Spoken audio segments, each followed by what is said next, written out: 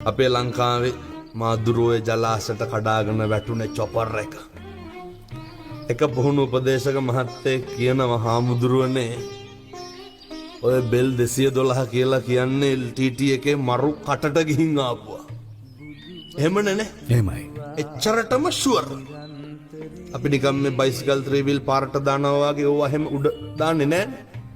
දැඩි පරීක්ෂාවකින් පසුවයි කරන්නේ.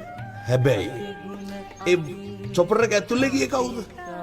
අපි වගේ නිකන් මිනිස්සු නෙමෙයි. අතපය බැඳලා මහ මුහුදේ පීනන්න පුරුදු වෙච්ච විශේෂ බලකාය තරුණයෝනේ. හැබැයි අර බැඳලා තිබ්බ පටියක් ලෙහා ගන්න කපා ගන්න පුළුවන් වුණා. අච්චර ෂුවර් චොපර් එක අච්චර පුහුණුවක් තියෙන රණවිරෝ කම්මං දල්හං කින්ති කරෝමි. කර්මය දැඩි වුණාම මොනා කරන්නද? මේ බුදුරු දේශනා කරන්නේ බලන්න.